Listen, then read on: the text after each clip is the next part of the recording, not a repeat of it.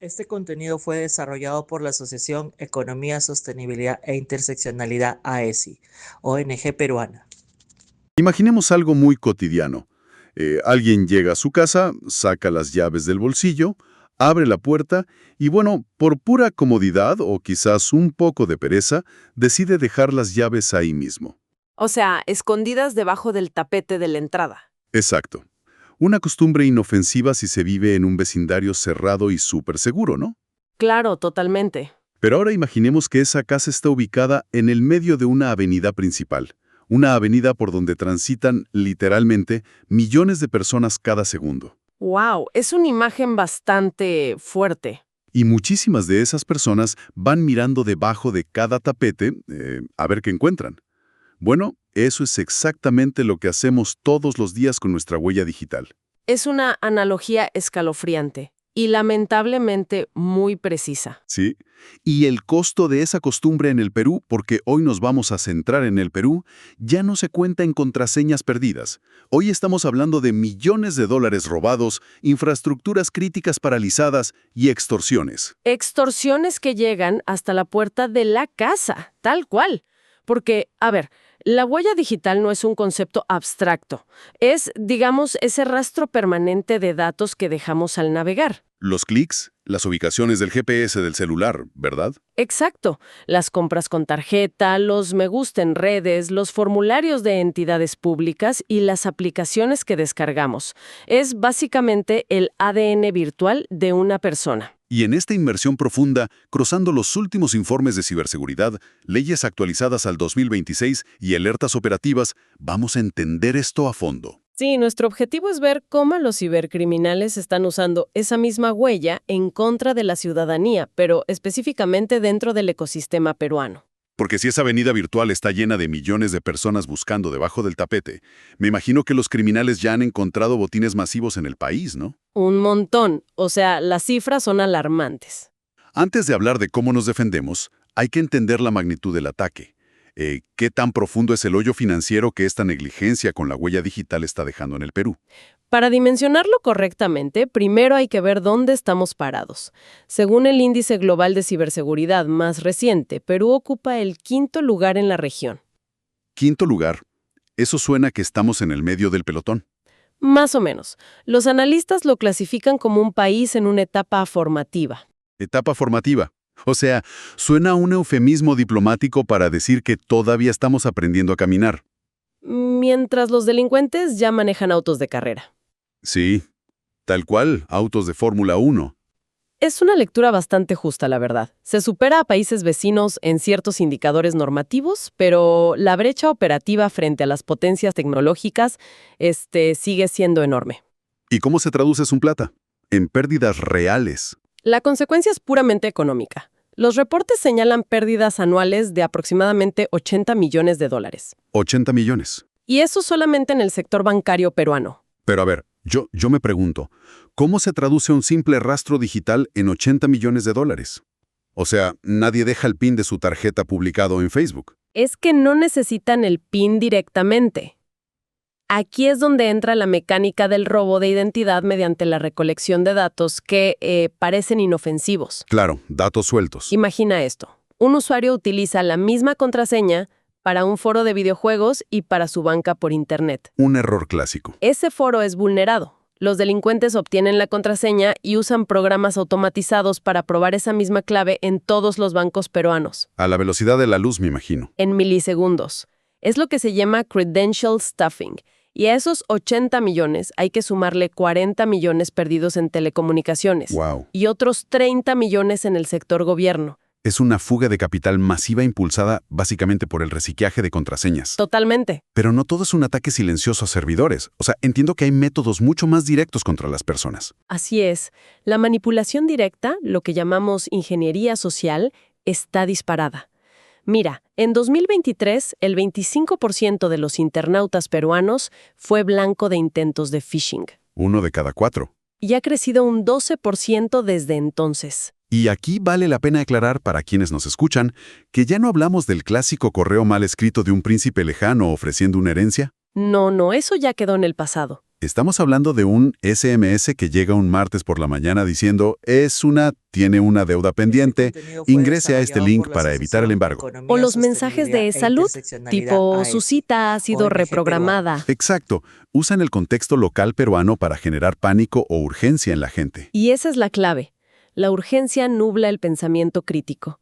El usuario hace clic, ingresa sus datos en una página clonada y, bueno, acaba de entregar las llaves de su casa, Sin darse cuenta. que es aún más perturbador y afecta a nivel institucional. Me refiero al ransomware, o el secuestro de datos. Ah, sí, he leído sobre esto. Durante y después de la pandemia, este tipo de ataque creció un 30% en el sector salud de Perú. Espera, ¿un 30%? Un secuestro de datos en un hospital significa que bloquean los servidores y exigen un pago para liberarlos. Exactamente eso. Pero, a ver, yo entiendo por qué un delincuente robaría los datos de una tarjeta de crédito, plata fácil, pero ¿por qué ensañarse con un hospital? ¿Qué valor tiene en el mercado negro el historial médico de un paciente en Lima o Arequipa? Tiene muchísimo más valor que una tarjeta de crédito, la verdad. ¿En serio? Si pensemos en la mecánica. Si a alguien le roban la tarjeta, llama al banco, la bloquea en 5 minutos y el plástico pierde todo su valor. Es información descartable. Cierto. Pero un historial médico contiene datos inmutables, el tipo de sangre, enfermedades crónicas, cirugías previas, datos genéticos e incluso información psicológica. O sea, una persona no puede cancelar su historial médico como cancela una tarjeta. Claro, son datos permanentes. Y en la dark web, esa información se vende a precios altísimos para cometer fraudes de seguros muy complejos. ¡Qué locura! O peor aún, se utiliza para extorsionar directamente a los pacientes. Les dicen, oye, vamos a hacer públicos tus diagnósticos sensibles si no pagas. Es pura crueldad. Y el ataque en sí paraliza la clínica. Sin acceso a los servidores, los médicos no pueden ver los resultados del laboratorio ni programar cirugías. La salud de las personas queda literalmente en pausa. Literalmente. Esto ha generado que el 65% de la población peruana desconfíe abiertamente de cómo las empresas manejan su información personal. Y es una desconfianza ganada a pulso, francamente. Ahora, toda esta extorsión en el sector salud responde a una pregunta que siempre me ha dado vueltas en la cabeza al leer este material. A ver, Dima. Entendemos que vulnerar un servidor causa caos en bases de datos, pero en los reportes se mencionan incidentes reales en infraestructuras críticas del país. Sí, infraestructura física. Hablamos de plantas de tratamiento de agua, sistemas de control de tráfico. ¿Cómo da el salto un hacker desde un teclado hasta lograr abrir una válvula de agua física en Perú? Suena trama de película de espionaje. Parece de película, pero ocurre porque la división entre el mundo físico y el virtual, bueno, ya no existe. ¿Cómo así? Las infraestructuras críticas operan mediante sistemas SCADA o controladores lógicos programables. Son básicamente computadoras industriales que abren válvulas, ajustan el cloro en el agua o cambian las luces de los semáforos. Y esas computadoras están conectadas a Internet. A menudo lo están. Es para que los ingenieros puedan monitorearlas a distancia, digamos. Claro, por comodidad. Exacto. Entonces, si un delincuente rastrea la huella digital de un operador de la planta, descubre su contraseña a través de un correo de phishing y logra acceder al panel de control remoto, El sistema no sabe que es un cibercriminal. tal cual. El sistema solo ve que el usuario, ingeniero López, digamos, acaba de ordenar que se detenga la purificación del agua. ¡Wow! El impacto físico es inmediato y puede afectar a ciudades enteras. Eso demuestra que el descuido de un solo empleado puede apagar una ciudad. Es aterrador. Lo es. Pero dejando de lado las grandes infraestructuras, hay un fenómeno en el Perú que está combinando esta tecnología de punta con la violencia callejera más básica. Ah, los préstamos. Sí. Me refiero a los préstamos informáticos extorsivos. ¿Cómo opera exactamente esta trampa? Porque parece estar en todos lados. Es una evolución perversa del cibercrimen. Operan mediante aplicaciones móviles que se promocionan en redes sociales, ofreciendo dinero rápido sin evaluación crediticia en las centrales de riesgo. O sea, apuntan a la vulnerabilidad de la gente. Totalmente. Una persona con una emergencia económica descarga la aplicación y la instala. Y al instalarla, me imagino que la pantalla muestra ese clásico mensaje de «Esta aplicación requiere acceso a sus contactos, fotos y micrófono». Exacto.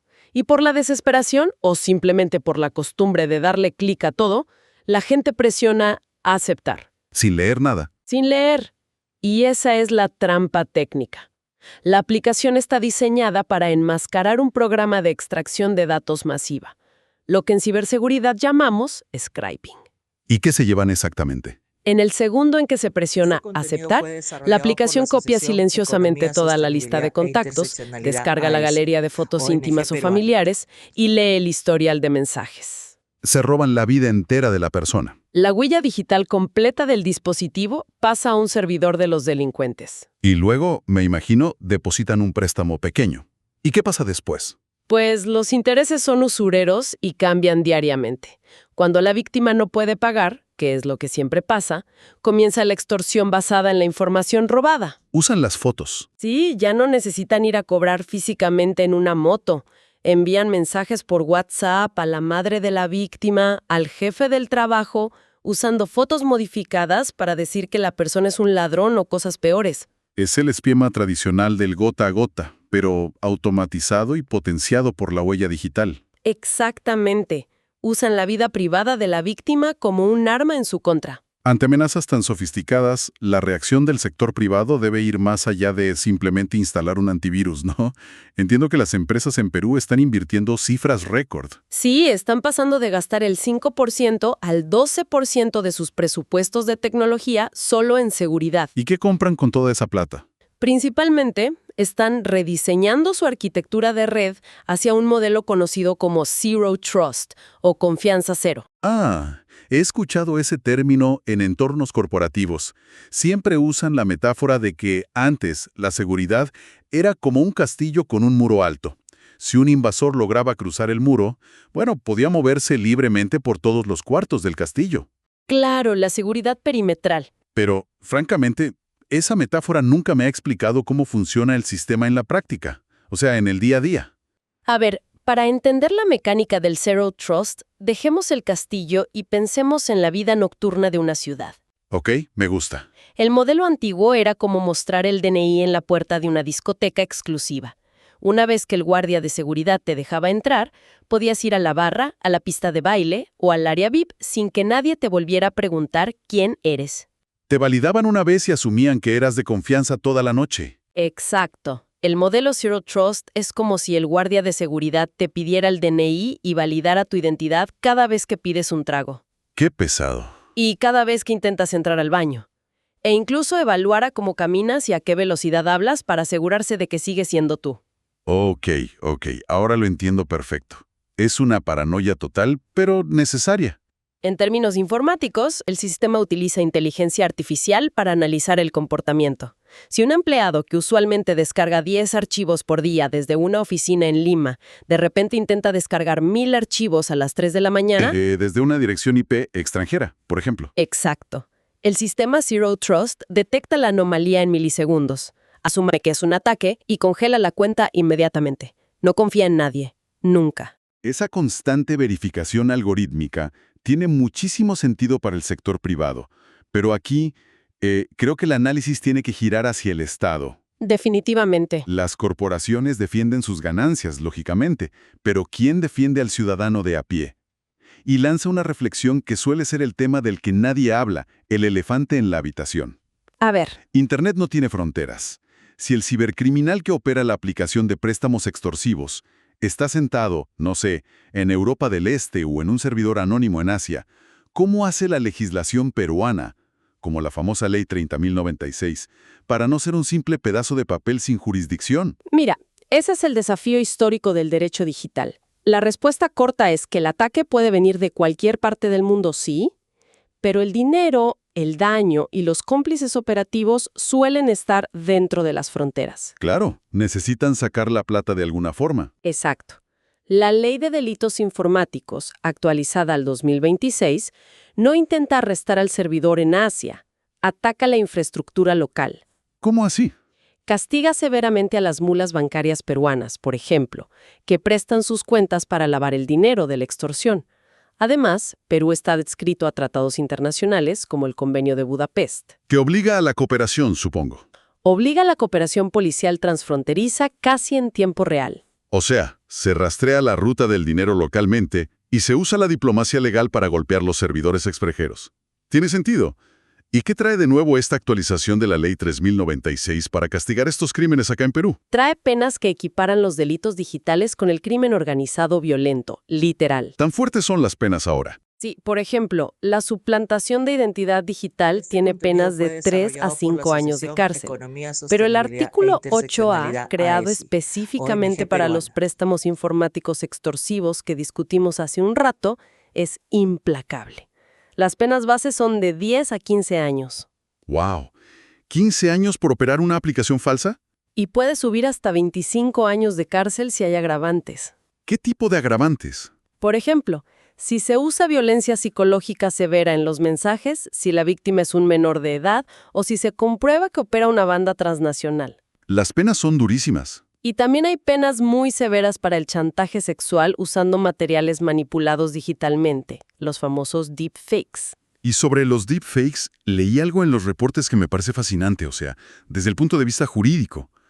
La ley peruana ahora considera el uso de inteligencia artificial como un agravante legal explícito. Así es pionera en eso. Pero yo me pregunto, en la práctica, ¿cómo sabe un juez peruano que se usó IA para cometer el delito y no simplemente un editor de video tradicional? Ahí entra un trabajo forense que es realmente fascinante. La inteligencia artificial, al generar imágenes clonadas o sintetizar una voz, deja firmas algorítmicas. Como una huella dactilar de la máquina. Tal cual. Son pequeñas anomalías en los píxeles o frecuencias de audio, imperceptibles para el oído humano, pero evidentes para el software forense de la policía. Entiendo. Cuando los peritos demuestran que el criminal automatizó el ataque o clonó la identidad usando IA, el juez tiene la obligación de aumentar la pena hasta en 1/3 por encima del máximo legal. O sea, el Estado reconoce así que el uso de algoritmos multiplica exponencialmente el potencial destructivo del delincuente. Es lógico. Totalmente. Todo ese peso legal suena contundente. Pero, ¿cómo se asegura el propio Estado peruano de no ser vulnerado? Porque con tantas iniciativas de transformación digital hacia 2026, el gobierno maneja la huella digital de más de 30 millones de personas. Ese es el punto neurálgico hoy por hoy. Actualmente se está fortaleciendo la plataforma de interoperabilidad del Estado, la conocida PIDE. La PIDE, sí. La idea de esta plataforma es que los ministerios compartan datos de forma fluida. Si un ciudadano va al Ministerio de Educación, este sistema ya tiene sus datos de la RENIEC y su historial del Ministerio de Salud. A ver, la eficiencia es genial, claro, pero desde el punto de vista de la seguridad, a mí me suena una pesadilla logística. ¿Por qué lo dices? Porque si conectas todas las bases de datos de todos los ministerios, un atacante solo necesita encontrar la entidad pública más débil. Entra por ahí y accede a la información de todo un país. Creas un blanco gigantesco. Tienes toda la razón. Y ese es el gran riesgo. Por eso el blindaje de la PIDE es la prioridad nacional en ciberseguridad al 2026. ¿Y quién se encarga de vigilar eso operativamente? A nivel macro, la primera línea de defensa recae sobre el PCERT. Es el Centro Nacional de Respuesta a Incidentes, que monitorea ataques a nivel estatal. Ya. Y para perseguir el delito en sí, en las calles y redes, está la Divindat, la División Especializada de la Policía Nacional. Lo que nos lleva al momento crítico de este análisis. Ya hemos cubierto el macroentorno. O sea, sabemos cómo operan los cibercriminales, conocemos las sentencias de la Ley 30.096 y sabemos que el Estado y los bancos están invirtiendo millones en defender sus redes. Sí, el panorama general. Pero toda esa infraestructura gigante no ayuda a la persona que, yendo en el transporte público en Lima o en Arequipa, se da cuenta en ese preciso instante de que acaba de hacer clic en un enlace falso y su teléfono empieza a actuar de manera errática. Claro, el ciudadano de a pie. El pánico es el peor enemigo en esos primeros minutos. Hay que tener un protocolo internalizado, una especie de botiquín de primeros auxilios digitales. Porque el tiempo corre. Porque el tiempo de reacción define si se pierde el dinero o no. A ver, imaginemos un escenario para quienes nos escuchan. Un usuario, digamos que se llama Carlos, acaba de recibir ese SMS falso de la SUNAT que mencionamos. Hizo clic, ingresó sus contraseñas bancarias y de pronto la pantalla de su teléfono se congela. El peor momento. El instinto lógico de cualquier ciudadano sería salir corriendo físicamente a la comisaría más cercana a pedir ayuda, ¿verdad? Y ese sería un error que le costaría todos sus ahorros. ¿Por qué? El primer paso jamás debe ser la comisaría. Porque mientras Carlos corre a buscar a un policía, Los algoritmos de los delincuentes están vaciando sus cuentas en cuestión de segundos. Claro, no hay tiempo para correr. Lo primordial es la contención financiera. Carlos debe usar otro teléfono inmediatamente, el de un familiar o amigo, y llamar a la línea de emergencia 1820. La línea 1820. ¿Cómo funciona mecánicamente esta línea para detener el robo en ese momento? Es una línea centralizada y directa del Perú. Al comunicarse al 1820, el sistema conecta a la víctima directamente con el área de fraude de su entidad financiera, sin pasar por los largos y tediosos menús de atención al cliente. Excelente, vas directo al grano. El objetivo único de esa llamada es ordenar el apagón de la huella digital financiera. O sea, deshabilitar tarjetas, bloquear transferencias y cerrar el acceso a la banca móvil al instante. Cortar el flujo de dinero. Ok, una vez contenido el sangrado financiero, digamos, y sabiendo que el dinero está asegurado, recién ahí entra la acción policial. Así es. La denuncia formal es obligatoria para iniciar investigaciones o, súper importante, para que los bancos reconozcan ciertos fraudes y te devuelvan la plata. ¿Y a dónde se llama para eso? A nivel nacional se debe contactar a la Divindad, llamando a la línea gratuita 1818. 1818. Sí. Y si la víctima está en Lima, lo más eficiente es acudir presencialmente a la sede central de la DIRINCRI, en la Avenida España 323, donde están los laboratorios de análisis forense digital. Y aquí es donde las guías oficiales advierten sobre un error monumental, que cometen casi todas las víctimas, especialmente las de extorsión. Sí, el error de borrar la evidencia. Es que es una reacción muy humana y psicológica, ¿no? Totalmente. Si Carlos recibe un correo donde lo amenazan con revelar información íntima o un mensaje de WhatsApp extorsionando a su familia, su instinto de supervivencia le grita que borre el mensaje, bloquee el número y trate de olvidar que todo esto ocurrió. Pero al borrar el mensaje, básicamente está limpiando la escena del crimen para los delincuentes. Literalmente les está haciendo un favor. Mucha gente toma una captura de pantalla y luego borra el chat. Una captura ayuda un poco, pero no sirve para la investigación técnica. No es suficiente. No, los peritos de la Divindad necesitan el archivo original intacto. ¿Por qué el original exactamente? Porque un correo electrónico original, por ejemplo, contiene metadatos, cabeceras ocultas y direcciones IP reales que permiten trazar la ruta de la señal hasta el dispositivo del criminal. Ah, claro. La captura no tiene nada de eso. Exacto. Un archivo de WhatsApp guarda el rastro criptográfico del remitente. Si la víctima borra el archivo para sentir alivio emocional, destruye la cadena de custodia digital y hace casi imposible que la policía ubique a los responsables. El protocolo queda clarísimo entonces. Primero, aislar las finanzas llamando al 1820. Segundo, notificar a la Divindad al 1818. Y tercero, vencer el pánico y jamás borrar el rastro del delito, por más desagradable que sea verlo ahí en la pantalla. Ese es el ABC de la supervivencia digital en Perú hoy. Y para quienes quieran ir un paso adelante y prevenir, vi que la Presidencia del Consejo de Ministros publica guías de libre acceso enseñando prácticas vitales. Sí, tienen material muy bueno. Como el cifrado de dispositivos. Si un teléfono está correctamente cifrado, aunque lo roben físicamente en la calle, los delincuentes solo encontrarán una pared de datos ilegibles, ¿verdad? Es un cambio de hábitos indispensable hoy en día. Cifrar los datos es, volviendo a la idea del principio, guardar las llaves en una caja fuerte biométrica en lugar de dejarlas debajo del tapete. ¡Qué inversión tan intensa en la realidad tecnológica del Perú! Hoy pasamos de entender cómo la huella digital alimenta robos bancarios y secuestros de hospitales a desarmar la ingeniería detrás de las aplicaciones extorsivas. Ha sido un recorrido muy completo. Hemos visto cómo la legislación con la actualizada Ley 3096 busca acorralar a los delincuentes castigando severamente el uso de inteligencia artificial y las suplantaciones. Y sobre todo, delineamos un plan de supervivencia claro frente a una vulneración. Porque entender los mecanismos detrás de estas amenazas, conocerlos a fondo, es el primer paso para desarmarlas. 100%. Pero antes de cerrar nuestra exploración de estos informes, hay una idea periférica, casi filosófica te diría, que surge al leer toda esta jurisprudencia y que vale la pena dejar para la reflexión. A ver, cuéntame. Nos pasamos la vida entera protegiendo esta huella digital, creando contraseñas robustas, cifrando nuestros datos, cuidando cada paso que damos en Internet mientras estamos activos. Pero, ¿qué ocurre en el Perú con toda esa masiva cantidad de información cuando una persona fallece? Ese es un temazo. Es lo que los especialistas llaman los fantasmas de la huella digital. Y te digo que es un debate jurídico enorme ahora mismo. Me imagino. ¿Quién hereda todo eso? Exacto. ¿Quién tiene derecho a heredar el acceso a los correos electrónicos confidenciales, a las galerías de fotos en la nube o a las billeteras virtuales? Claro, la plata digital. Nuestra legislación civil tiene siglos de experiencia manejando la herencia de casas o cuentas bancarias tradicionales, pero recién está comenzando a lidiar con el testamento digital. Y pensar que mientras los servidores sigan encendidos, esa huella digital seguirá existiendo, vulnerable a ser hackeada mucho después de que hayamos desaparecido. Es una locura pensarlo así. Las llaves seguirán ahí, debajo del tapete, en una casa vacía en medio de la avenida. Muchas gracias a todos los que nos han acompañado en este análisis profundo. Hasta la próxima exploración.